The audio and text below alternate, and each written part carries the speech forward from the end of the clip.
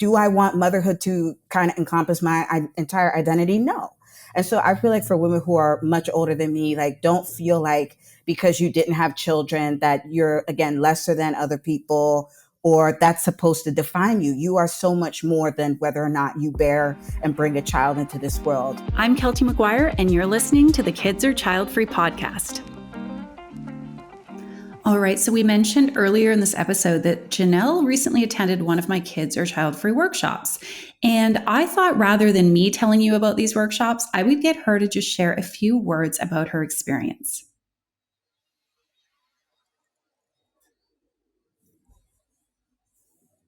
If you're also on the fence about whether to have kids or stay child-free, check out one of our upcoming workshops and see firsthand what all the excitement is about.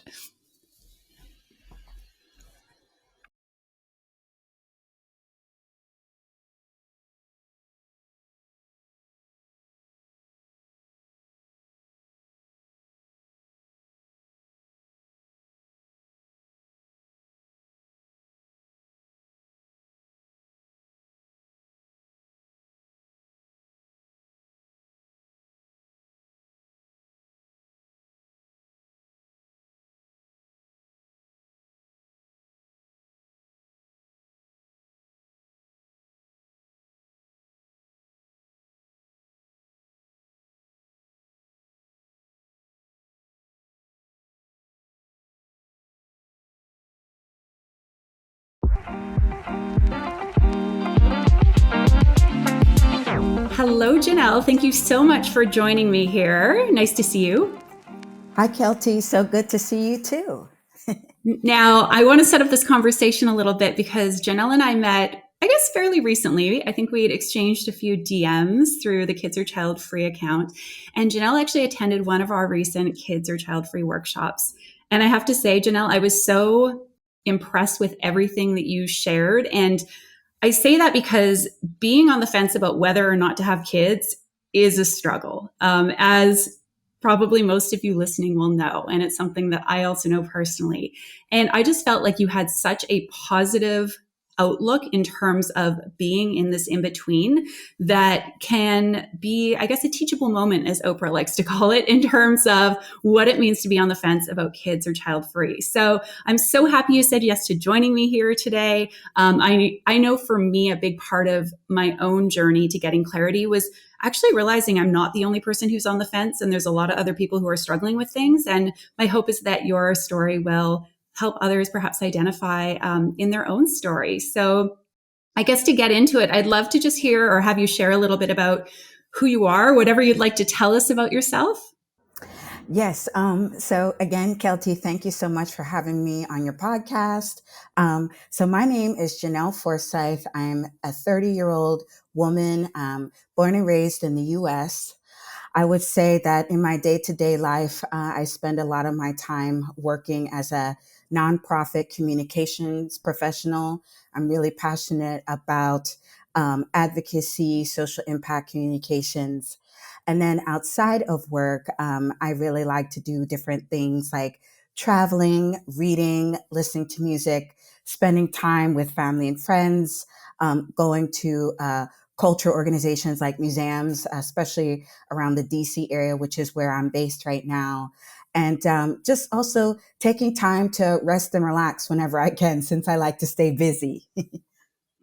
I have to say we've become connections or friends on Instagram, recently. And I love seeing your travels around the city and all the different events that you go to. And I have to say, it looks like you live a really interesting, colorful, beautiful life, which I know we'll talk a little bit more about today. So, okay, awesome. So tell me, let's get right into like the real juicy, meaty stuff.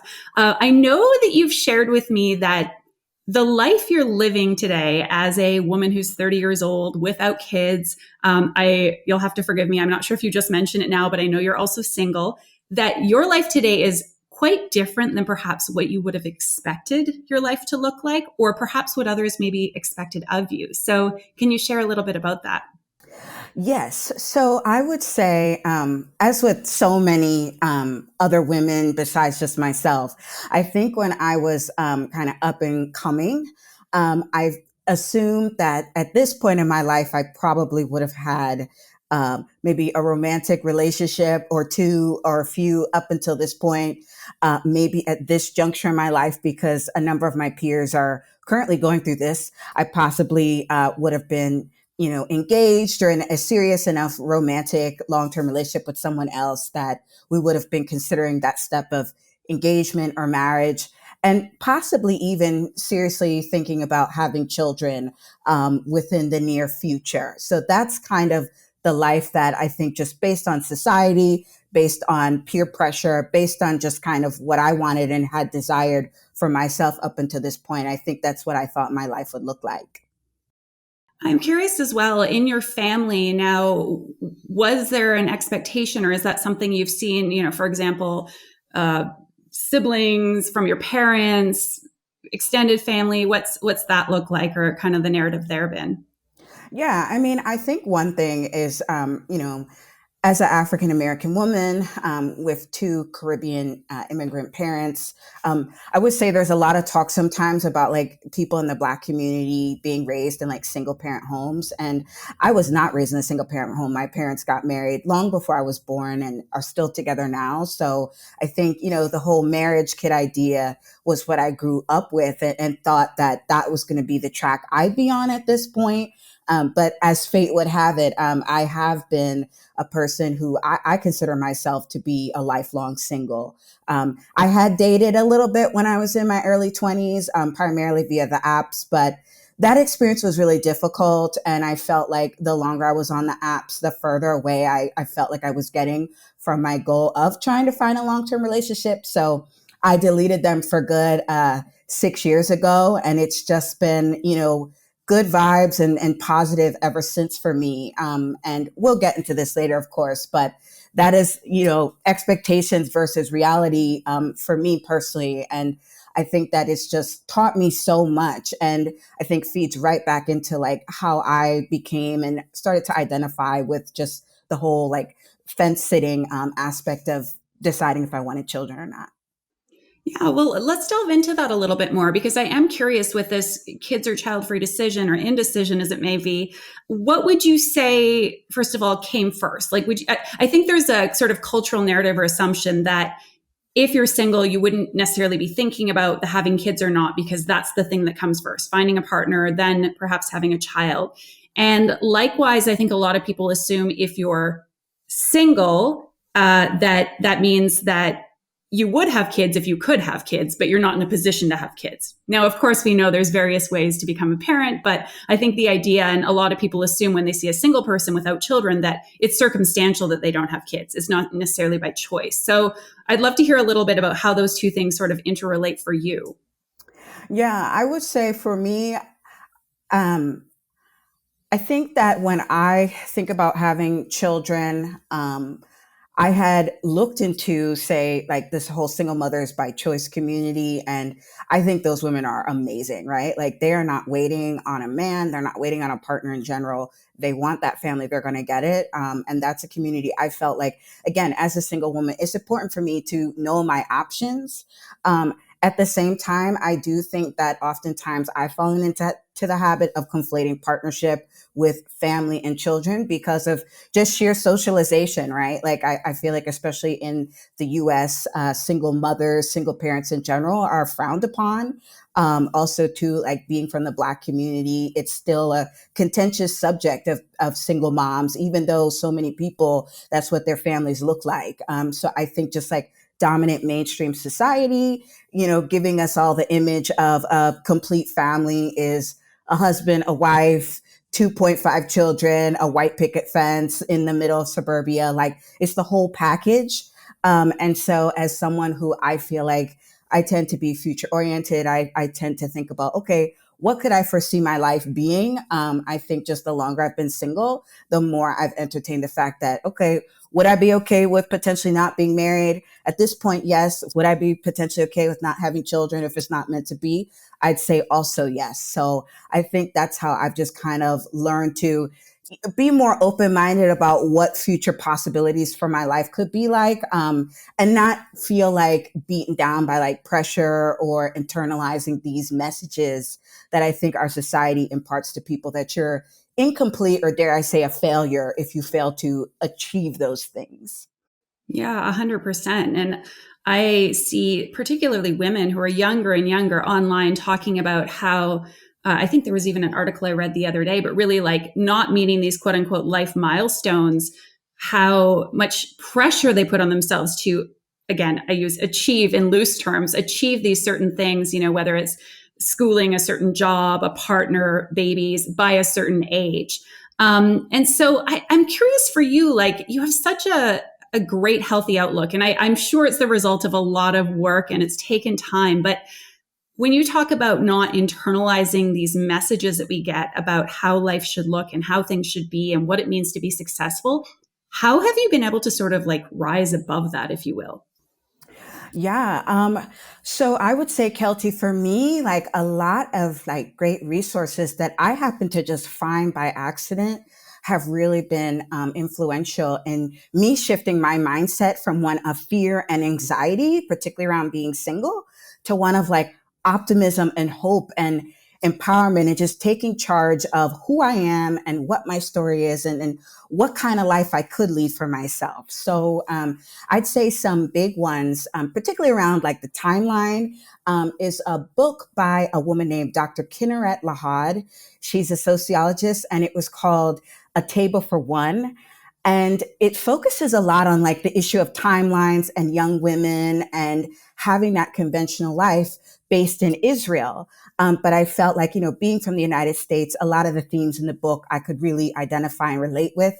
And she just kind of breaks down how like the idea, like you said, of times are weaponized, particularly against women who are single. And when I read that book, I think I was in my mid 20s, and Kelty, I tell you not, it was, I kid you not, that when I had read that book, I was like in my mid 20s, and I found myself oftentimes being like, okay, I've never had a boyfriend up until this point. How many boyfriends can I squeeze in before I'm 30 and I'm supposed to be married and happily ever after? And as much as that would kind of be in my mind oftentimes, it felt terrible. It was just like, this person is just not in the picture, but you're feeling lacking, you're feeling less than. And there was just something about that book in particular where like a light bulb in my brain went off, and it was like, you have got to stop doing this. Like, you don't have to live this way. And besides Dr. Lahad's book, I found work from women like Sara Eckel, folks like Shani Silver, who's doing a lot of great content on single women and just enjoying our lives. And over time, I just found myself being inspired, hearing different stories that people similar to me had had. I also came across the work of women like Dr. DePaulo, who has like a Facebook community that has people of all ages.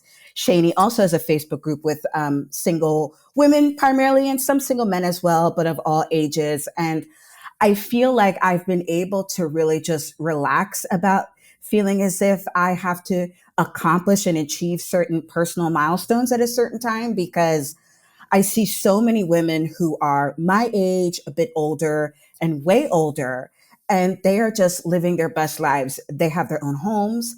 They may or may not date, but it's up to them. And some of them too, they travel.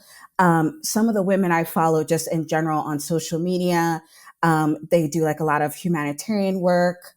They mix travel with social impact and giving back.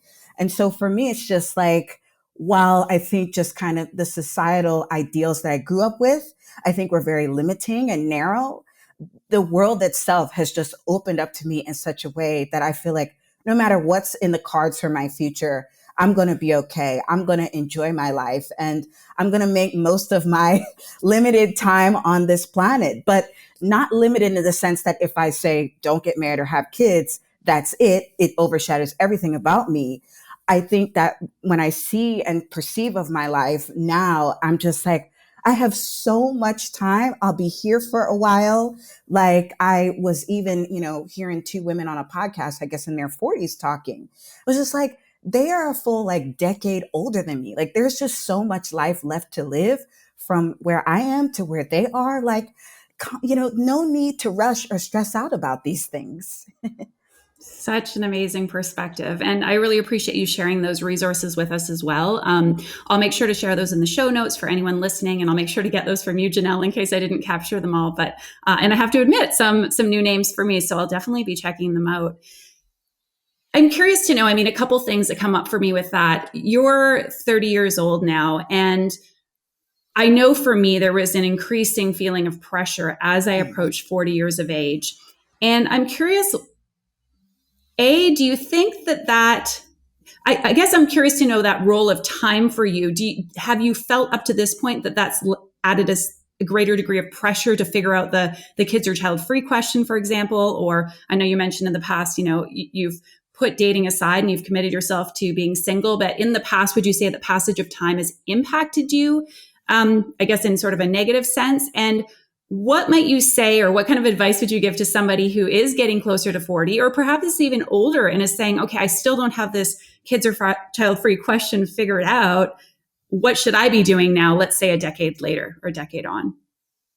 Yeah, I think for me, the older I get, I feel like, especially when I see more people my age having children, I feel like they're, on the one hand, it's like, okay, yes, another person is pregnant, another person has had a baby, another person is on their second or third child. And here I am living in a city on my own, full time. My life is, very much like people who I'm around, but on social media, it's a different story. I have connections with people who I went to college with, people I went to high school with, and our lives couldn't be any more different, even though I'm like 2.5 hours away from these people. But I would say for me, I would say at this point, it's not really been negative, but I think for me, it's been more like just trying to come into myself and just remember, like, well, what do I want? Right? Like, we see the highs and the highlights of people's lives online, and those can be heavily curated images, including in my life in a way. But it's like, well, what works for me? Like, if I'm honest, right now would be like the worst time for me to try to bring a child into this world. I just couldn't be able to afford it. I think, especially just the way the world is going, things seem so uncertain.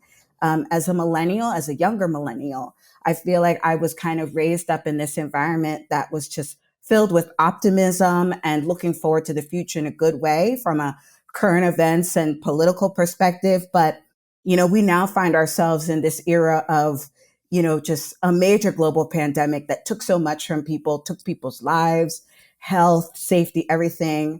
We now are in the midst of like two major wars. So all of those things feel very uncertain. So I would just say, in the immediate future, like, having children for me is out. But in the future, I think I'm open to it potentially, but I'm just not sure. And I feel like, rather than trying to run away from or deny that, I just am upfront with myself. Like, I really don't know. But what I do know is that, I just want to make the most of my life as it is now. I feel like I have a very good life. I feel like I'm very fortunate. And I feel like I just have the time and the space to really be content and grateful for where I am now. So, but I do know, though, that there are women who are older than me where it's like that window is closing. And I would just say, if I were to give them advice, my first thing would be to, please do not define yourself by your fertility. I think that there's just so much pressure, especially on social media, and women younger than me. Like, I see people who, look, everyone's not going to live the same life, but I see people who are like, they're not even like 27 or 28. They have multiple children. Motherhood is their entire identity. Understandably so. But then it's like, for someone like me, I feel like I'm young, I'm professional, I have a lot of ambitions. Do I want motherhood to kind of encompass my entire identity? No. And so I feel like, for women who are much older than me, like, don't feel like because you didn't have children that you're, again, lesser than other people, or that's supposed to define you. You are so much more than whether or not you bear and bring a child into this world. And then secondly, too, like, I think, like, with the singlehood stuff, like, what's helped me is finding resources. And I know that for women who, might be child free, like Kelty, your work is important. There are other pages. I think on Instagram, there's one called Rich Auntie, and I love that one. And it's diverse group of women just talking about, okay, we might not have our own children, but we care about children in our lives in different ways. So the children of our siblings or family and friends. And then you have groups like Jody Day's Gateway Women, which is geared more towards women who may have, quote unquote, missed their chance to have children of their own and identify more as being childless. They really did want that child. But many of those women appear to have become childless because they just couldn't meet the right partner when they wanted to. So I feel like right there's a whole spectrum of resources and materials and things to keep in mind to just kind of help us get through the day and those existential questions. I think you bring up a number of really important points. And I'm going to try and just kind of capture a couple of these and share them back with you and with the listeners as well. I think, first of all, regardless of what we ultimately decide to do or what ultimately happens, because of course, and this is not something I talk about a lot in my work, but we are well aware that we can choose to have children or to want children, and that may not happen for a variety of different reasons. So I think as much as we can get really fixated on this question of what do I want, we also need to recognize that may not happen one way or the other, whatever that decision may be. Now, you talking about not really, I guess, like sort of tying our identity to motherhood or having children, which of course is a very important role. And I know that's a struggle that a lot of mothers face, to be able to really define themselves separate from their children. But my thinking or sense is, and looking at what you're doing now, is the more that we can really focus on ourselves, who we are, what we want, what our needs are, bringing as much fulfillment as possible into our lives today, I only think that that will set us up to be more fulfilled in motherhood or parenthood, if that's the path we ultimately go down. And it also ensures we're going to have a really robust, rich life if we don't have children.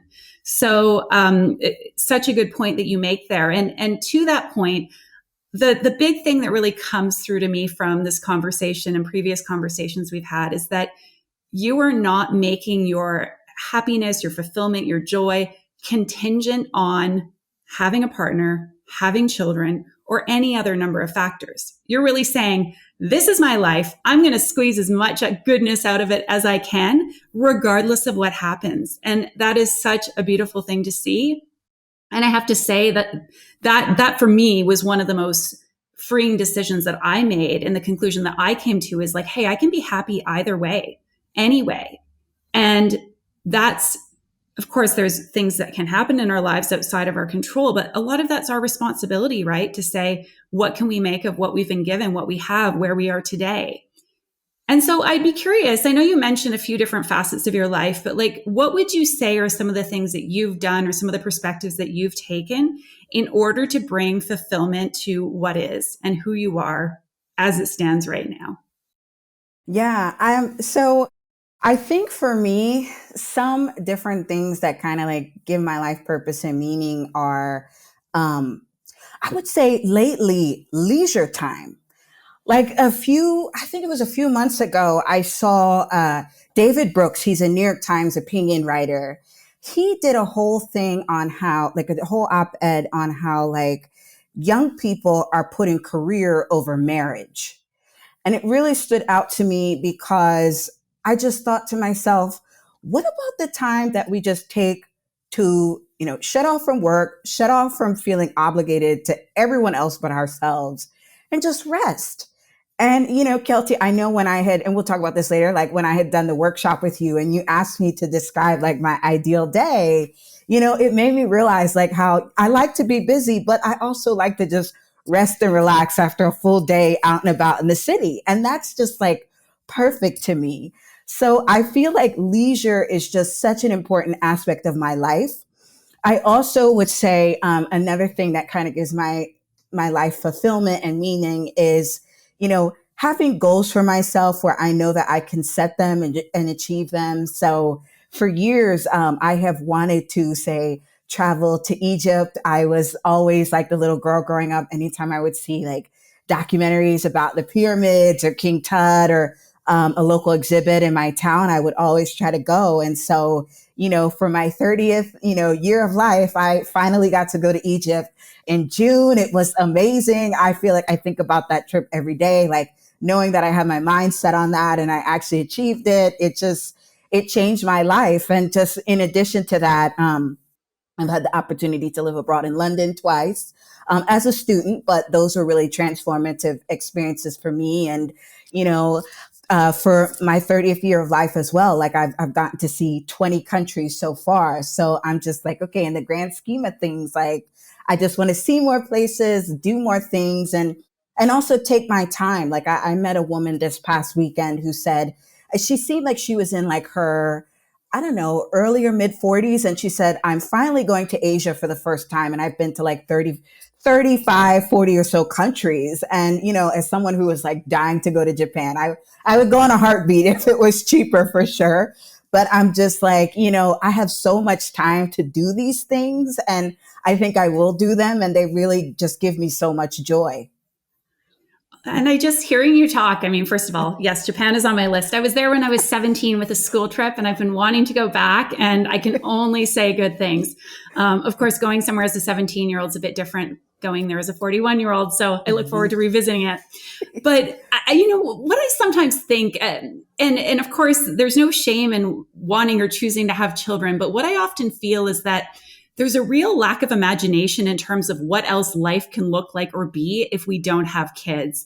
And that's a question we often get asked is like, well, if you don't have kids, what are you going to do? Mm-hmm. And I mean, you've shared just a few things, but the world is our oyster as women without kids. And there's so much that we can do and explore. And what I would encourage those of you who are on the fence right now is to make sure that you're not putting your life on hold, so to speak, because of the what if or what I might do or what I might choose, is to make sure that you're really, living that moment and having the experiences that you want to have today. All right. I want to talk a little bit about your family and specifically immediate family. Now, I know we talked a little bit about what maybe some of those expectations may be for you, culturally speaking, and in terms of what you saw other people in your community, city growing up doing. Now, you actually are an only child. And so I'd love to ask you a little bit about that, because what I hear from, I would say a lot of the women I talk to, whether or not they have siblings, but especially if they're an only child, is that they feel this pressure to provide grandchildren for their parents. And so I'm wondering, first of all, is that something that you have felt, I guess, both pressure within yourself, and how have your parents responded, or what's the conversation been like there around your indecision or the fact that you don't have kids presently?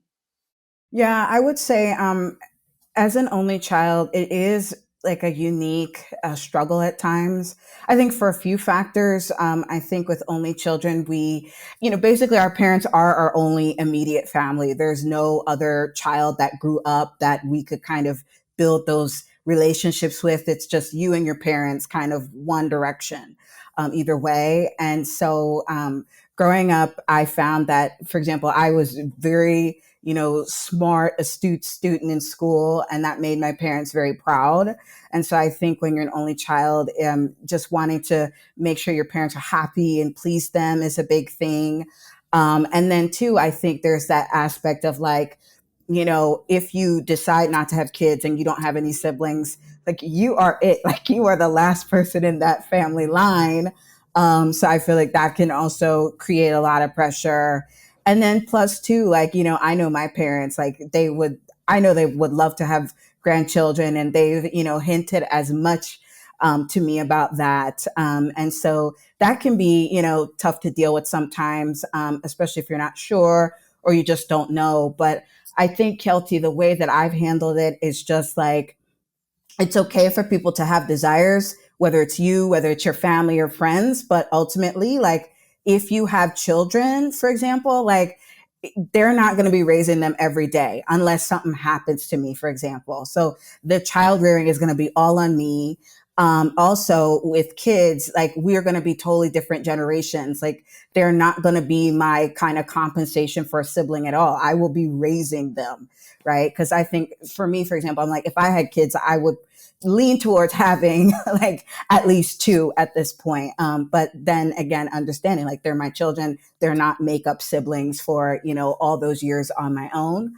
And then finally, I feel like just going off of what we were saying before about just kind of like expanding our minds and, you know, kind of reframing the future for ourselves. Like, I think that it's okay to, you know, maybe lament like not passing on like your family ties in some way, but at the same time, like, I think it's okay to kind of broaden ideas of what leaving a legacy behind could look like. So it could be, you know, mentorship towards people who are younger, similarly aged or older than you. It could also mean like, you know, like the work that you're doing, Kelty, like you have all these resources, you have these trainings, you know, I'm sure maybe at some point you might even write a book. Like these things that are going to live on long before, you know, long after you or I or whoever else will no longer be here. And I give an example of that when I think of the late actor Chadwick Boseman, who played Black Panther back in 2018. I know he had, you know, unfortunately passed away from cancer, and you know he did have a wife, but they did not have children. But just to see how that film, like, we didn't realize that people were so starved for a movie about Black superheroes, this mythical Afro-futuristic city of Wakanda. It you know, just kind of pushed back against so many stereotypes regarding people of African descent, regarding the continent of Africa itself, and made people feel proud. You know, I went and saw Black Panther myself 4 times, and it's like, again, like the main character, yes, he had a wife, he didn't have children, but like he will always have a place in people's hearts forever. And I just think that that's like the power and the beauty of legacy, is that it's whatever we want it to be.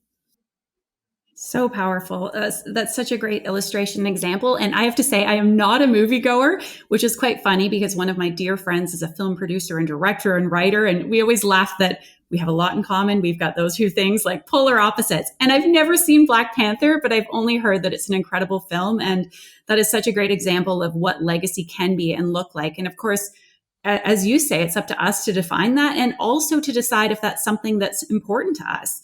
You know, for me personally, I think looking at my life as it is today and the impact I have with people around me while I'm on this earth, which, you know, of course, I hope when I'm gone that will carry on. But even just while I'm here, to know that I'm having a positive impact on other people. Children are arguably just one of many, many, many ways in which we can do that. And some might even say having a child, you know, the reach is perhaps not as, of course, it's very impactful on that person or those people if you were to have multiple children, but it may not necessarily touch as many lives as, or in the same sort of substantial ways as some other kind of legacy would be. So, all right. So we mentioned earlier in this episode that Janel recently attended one of my kids or child-free workshops. And I thought rather than me telling you about these workshops, I would get her to just share a few words about her experience. I would say the one thing I really took away from it is that I feel like this is the kind of program that everybody should be doing, right? Women, men, people who feel like they're certain they want kids, people who feel like they're certain they don't want to, fence sitters alike. I really like the 2 hour reflective nature of it. I think understandably, a lot of people have kids because that's just what we're told we should do. Or, you know, if you end up pregnant and you're just like, okay, I'm going to go forth with this pregnancy and have this child. But one thing, like I said, I loved about that workshop was just to really sit and think and wrestle with like, okay, why would I want this? And if I wouldn't want kids, why wouldn't I want to? And I just felt like that whole session itself was so illuminating to me. And I think too, further made me realize I have a really good life and this is just the beginning.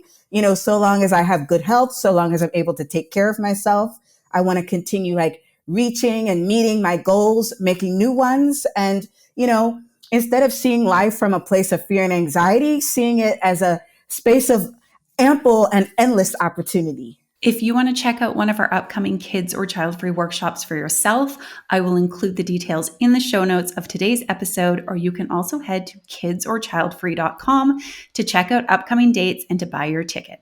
I'm interested, something that you shared with me yesterday in response to one of the videos that I shared was we sort of talked about, I was actually referring to this idea that I think some of us women who grapple with this question and maybe who choose to be child-free have a little bit of a contrary nature. We maybe find ourselves being and doing and acting perhaps a little bit against the societal grain. And something you said to me in the messages was that you have often been regarded yourself as other in your life. And I think you said, this could perhaps be an interesting topic for us to table. I'd love to hear just a little bit about that and how you see that maybe, I guess, both playing into this decision, but also reflective in this decision or where you're currently at as a single child-free woman. Yeah, I think in some like key ways of my life, like I've always kind of felt like very unique or different. So, for example, like when I was at school, like I was one of the few people who like didn't have siblings. Like everyone else around me that I knew, say for a few people, had siblings. So that made me feel different. Also, in my very formative educational years, I spent 8 years at a Catholic school where I was like the only Black girl for the overwhelming majority of those years. And then when I went to public school, it was more diverse in a demographic perspective. But, it's like you're in this very like religious environment to very secular and, people are just all different cross sections of life. So I feel like for me, I've always kind of felt like in some ways or other, like an outcast or just very much individual or unique. And in some ways, I think that looking back, like, I think another reason why I've embraced being single, especially at this stage, is like I am so used to like being on my own. Like I have no qualms about, say, going to a concert by myself, a movie by myself, going out to eat by myself. Like today, I plan to just kind of spend the whole day on my own, and I don't feel lonely. I don't feel like lacking. I think part of me is like, okay, when am I going to get time to like relax today? But I just feel like I've just embraced my uniqueness and again, my story, because I'm not meant to be like anyone else. And I think sometimes when we tie up our identities with other people so much, we forget like, well, who are we and what do we want? So, I do like that, women in this community, especially, including yourself, Kelty, really do embrace our uniqueness and make it be known and are aware of it rather than like constantly trying to fall into the pressure or trap of just kind of making yourself small to please other people and fit in. This is, I don't want to say a bit of a digression, but I'm curious, you talk about spending time alone and being on your own. And I think that's something that it takes time to develop comfort with that. I personally, I love my own company. I always say my own company is second to my husband. Although sometimes I prefer being by myself than with him, but I really enjoy being alone. And that being said, it's something, first of all, and of course, this is a whole other conversation, how the world responds to, especially women who are not just single, but seen visibly on their own. I can still remember I was in a restaurant having a beautiful brunch back in my early 20s. And I had this older couple come up to me and they said, "Oh dear, you're on your own. And, we're so sorry you're by yourself." And I'm thinking, like looking around me thinking, what's the problem here? So if somebody is perhaps struggling with this, they're having trouble, like really enjoying their own company, embracing their own, life and identity, et cetera. Do you have like a starter move, if you will, or something that you'd suggest to help them develop a bit more comfort with that? Yeah, Kelty, I would say that's a great question in part because I've had at times in my life, like other women kind of reach out to me and say, "Wow, Janel, I see you travel by yourself all the time." Because most of the trips that I've done have been solo trips, and across the country and in different continents. And I say the first thing is if you are scared of like, say, doing like a solo trip alone, just try like a weekend away, like in a neighboring city. So if you're in Philly, do like a solo trip to New York City. New York City is 2.5 hours away or so. Or, New York City to Boston, and just see how you like it. Because for me, I think space and time to myself means I call the shots. So, what really, for me is fun and enjoyable is just like curating and cultivating the type of time, energy, and activities the way I see fit. And I will also say too, as someone who in college studied both sociology and communications, I take time by myself to just kind of observe people. Like for example, last year I had gone on like a Euro trip alone, and like I had at nighttime I was just kind of like walking around like the city of Florence, Italy, because at night it's just a whole different vibe. There are a lot of tourists out. It was in like, mid-September, so the weather was still really nice. And I just found myself walking around the Duomo, walking by like restaurants and things, and just kind of observing people, taking in that energy. It's so infectious. It's so fun. It's so thrilling to me. And I know in the United States, things are a bit different. You know, we don't have as best public transit here, like say in, you know, more walkable cities in Europe, which I know you're very familiar with, Kelty. So wherever you can, you know, and again, I live in DC, so we have parks, we have the museums and stuff. And I just savor that time because also it's like, again, I don't know what my future life will be like. Like there may be a time where, you know, I might have a husband and like we have two, You want three to escape kids. from. Yeah. You know what I mean? Like Yeah. you just like that type of solo, private, quiet time will be a literal luxury. So I'm just going to bask in it in all its glory right now.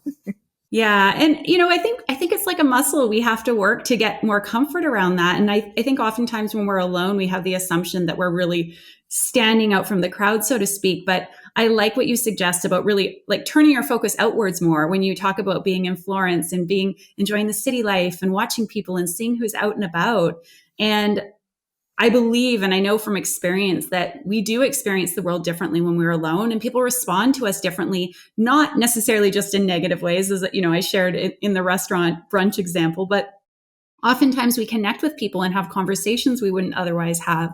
We have experiences that we may not otherwise get to experience. And I do think it opens our eyes up to the world in different ways. And it just, yeah, hearing about your travels, your walks around Washington and doing all these different events I've seen you doing, you know, over the last few weeks with Halloween and so forth. It's just, yeah, it brings a lot of joy. And I think you have so much to be able to teach and share with people. So thank you for sharing a little bit about being alone and spending time on your own. Just to sort of carry on a little bit more about this idea of being other, of going against the grain, of maybe living the life not so much expected. I'm wondering how, if at all, that's affected your friendships and relationships with people, and perhaps most specifically with other women that you may have grown up with or gone to university with or what have you, or college with. Because I know you mentioned quite a few people have done or made quite different choices than you. Yeah, I think for me, a lot of like the women that I'm friends with, we're very much like-minded. I think people's like personal lives, like from a romantic standpoint, vary. But I would say that a big reason why I've been able to embrace my story is just like having friendships with women who are a bit older than me. Or I have some same age friends who are also very similar to me. But like the women who are older than me, they have just been so just they've transformed my life because like seeing women who are like 40, they didn't wait on a husband to like buy their own homes. You know, they live all over the world. They travel regularly. They are appearing on these panels. They're just doing such amazing things. And I just think to myself, some of them I'm like, I want your life someday. But then other ones Yeah. I'm like, wow, you know, like I will be okay. It doesn't matter. I know that again, I didn't expect my life to look like this, but at the end of the day, I know I'll be okay because if she did this, why can't I? And I think for me, like I've also just kind of learned to embrace and appreciate the women whose lives do look different from me. Like, you know, I looking back, am glad that I'm not married at 30. I like to joke to myself, I think I'd be a terrible wife right now. I really would be.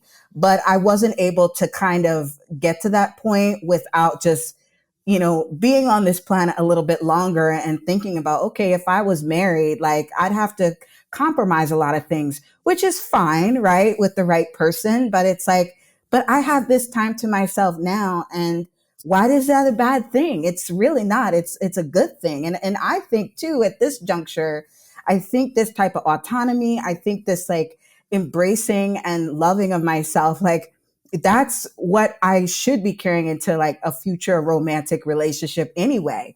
Not this sense of you're going to save me from my loneliness, but like I am who I am, you know, right now, take it or leave it. If we want to build something together, we, you know, kind of work things out as we go. And so I feel like now in my life, embracing who I am, having the courage and inspiration from other people like me has helped me feel like I'm going to be better at relationships of all kinds in the future. But I would also say too, like, and sometimes I kind of fall into this trap where it's like, well, maybe I don't have enough friends or I don't see friends as much. But I feel like with my friendships, I don't have this sense of people demanding things of me and I don't demand of them. And we try to have our friendships be as natural as possible. So, but in the future, I would definitely say like, I look forward to having some strong core friendships and also acquaintanceships. Like, I feel like there's this thing where you have to have like this group of, tight friends through all different areas of life. And, human relationships change, like whether through work, whether, just kind of casual one-on-one small talk conversations that you may have at the coffee shop. Like all those things kind of bring enrichment and joy to my life, at least. And I can, look forward to that continuing as I just, stick around hopefully a bit longer on this planet. Well, you describing these women who have served and serve as examples for you, just you sharing your perspective and how much you have really come to embrace your own company and being in the company of diverse people who have similar backgrounds to you and different backgrounds and who are choosing different life paths or similar ones. And you're talking about really how the work, it's not even really work. The joy you're creating in your life today is going to just set you up for, should it happen in the future, a really beautiful romantic partnership. I have no doubt that you are and will continue to be, and even more so become one of these women and people that others really can look up to and regard. And you might be 11 years younger than me, but I look up to you. So thank you. Thank you so much, Janel. Okay, what I would love to do before we wrap things up, and I do think that's a good place to wrap things up because you've just got me feeling like all the good feelings, and I think you have such a positive message to share with people who are listening today.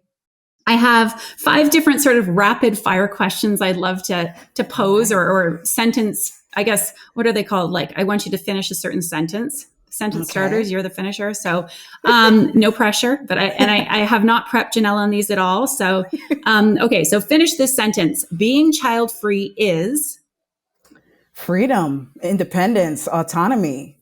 Amen. All right. Being child free is not a pitiful state, a holdover to some ideal life that you haven't tapped yet. So good. All right. I'm curious to know, what is one thing that you think or believe would make this decision, this kids or child free decision, a little bit easier for women who are on the fence? Maybe it's something like societally speaking, maybe it's something on the individual level, but what might make this a little bit less strenuous to navigate? Well, I would say in the US at least, just a more family friendly society. I mean, from paid leave to no, federally mandated, time off, school shootings, just a whole array of things. Even the way that I feel like children are kind of tracked into different positions, like here in America, like the education system is contingent upon your zip code. So whether or not you had the experience of being born in an inner city or, one of like the best suburbs that this country has to offer will just determine so much of your life path. And I think for especially millennials like myself, we were told, go to college, get a career, student debt is good debt.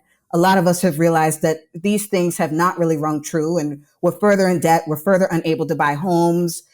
Even being able to retire seems like a pipe dream at this point for people. I just feel like so much of this is a structural issue. And we haven't even begun to have those conversations seriously. A lot of it is on you as the individual, but it really is like, I think, a testament to how hard, particularly the United States of America, makes it to have the family that you want and to, feel secure in that decision. Yeah. Yeah, I would totally agree. I mean, a Canadian living in Germany, I obviously am not seeing that firsthand, but from everything I read and am aware of, there's big work to be done in many countries in this world, but certainly the U.S. has got a very long list. And as much as this decision is by its very nature complex, I think that adds a whole other real heavy layer for people to navigate when it concerns having kids. So I'm glad we've got someone like you in Washington, Janel. All right. What is one thing that you would want or you would like women with kids to know?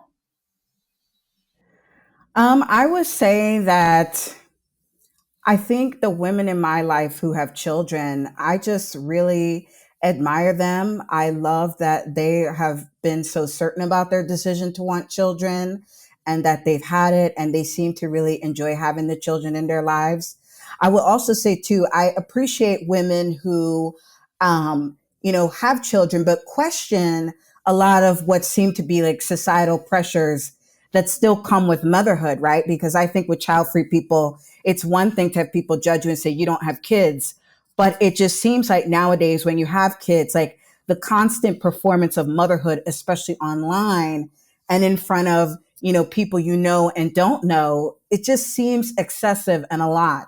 And so I would say, like, for example, one person I'll plug here, Joe Piazza, the host of Under the Influence, a podcast, like she had her children relatively later.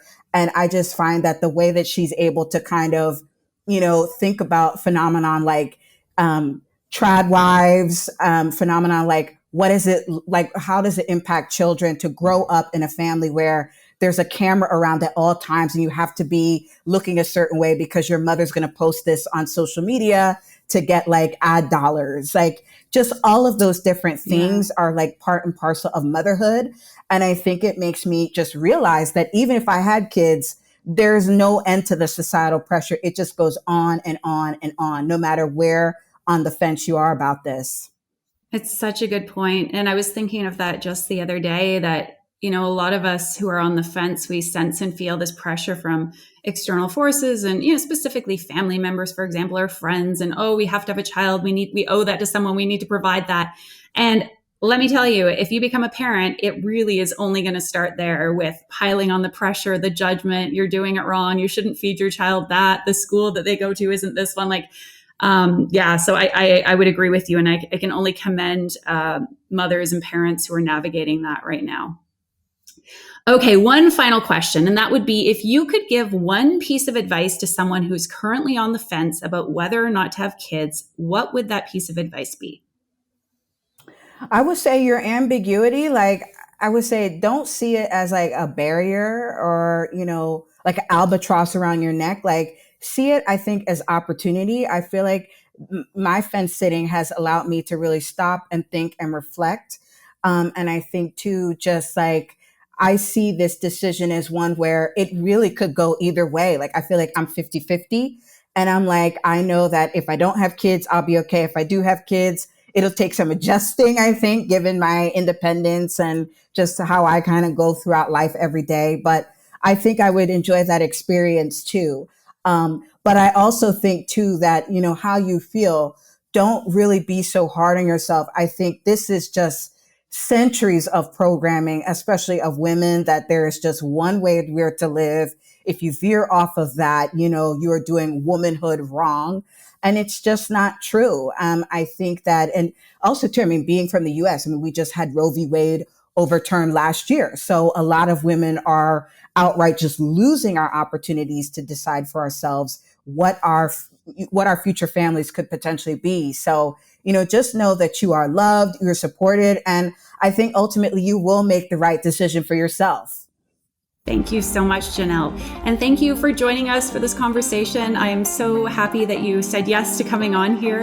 Okay, now that we've wrapped up today's conversation, this is the part of the episode where I tell you that you need to subscribe, rate, and review the podcast. And you really need to do that. And I'm going to tell you why. And that is because one of the big ways that people find and discover new podcasts like this one is through reviews. So if you yourself can go say what you loved about this podcast, why people who are on the fence should tune into the Kids Are Child-Free podcast, that's going to help other people who are also wondering, should I have kids or stay child-free, to discover us. Thank you in advance for doing so. I will be featuring some of the reviews in upcoming episodes, so maybe I'll share yours. You never know. I hope you have a wonderful rest of your day, and I'll see you back here soon for our next episode.